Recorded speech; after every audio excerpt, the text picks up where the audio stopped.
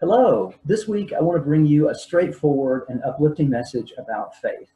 Hebrews 11:1 says, "Now faith is the substance of things hoped for and the evidence of things not seen."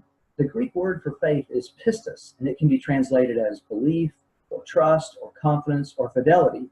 Another translation of that verse says, "Now faith is the confidence in what we hope for and assurance about what we do not see."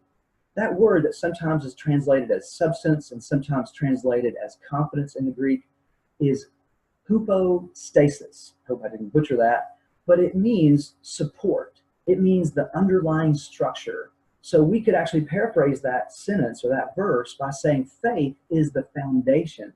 It's the underpinnings of what we hope for, and faith is the underlying support for what we do not see. The concept of faith is foolishness to people who have no spiritual understanding. But to those with faith, it is the very foundation of our hopes and our dreams. Thomas Aquinas said, "To one who has faith, no explanation is necessary. But to one without faith, no explanation is even possible." We're blessed to live in an age when the benefits of faith can actually be tangibly measured. Did you know that there is a growing body of evidence pointing to the many health benefits of a faith-based lifestyle? And you may be saying, well, what do you mean by a faith-based lifestyle? What I mean is attending church, just what you would think, attending church, being connected to a body of believers, serving others in a community in the context of a religious body.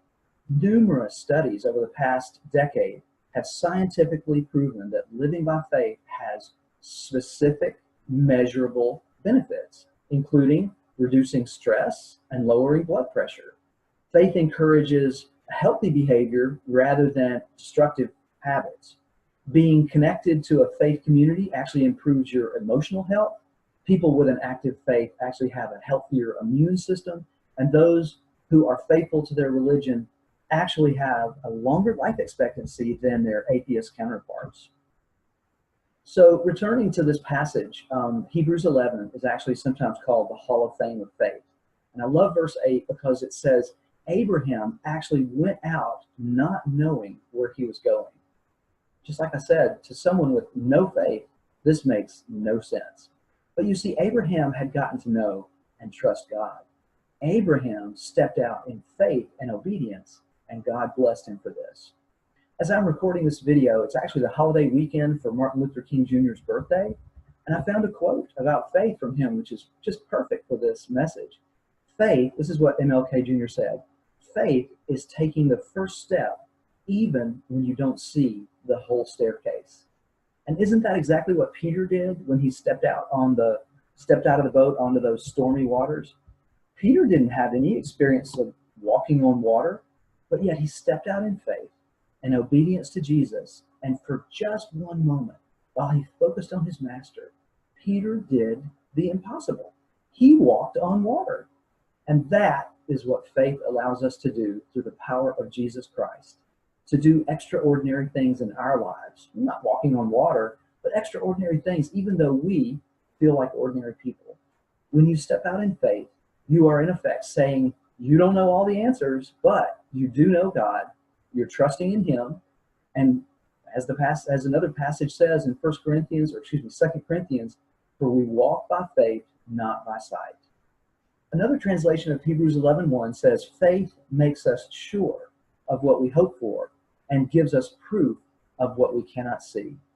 And just to wrap up, the ultimate source of faith, of course, is God. Faith comes by hearing God's word, and our role is to accept it and obey it. Faith is a choice. Every day, this choice is yours. You can choose either faith in God or you can choose disbelief. Faith can empower you to do the extraordinary if we just trust in God and stay on his path for our lives. The health benefits will pay dividends now, and the ultimate rewards are out of this world. I hope you've enjoyed this hopeful message. Follow my ministry page on Facebook, Speak Truth 415, or subscribe to my YouTube channel so you don't miss any of my weekly encouragement. May God bless you in your walk of faith.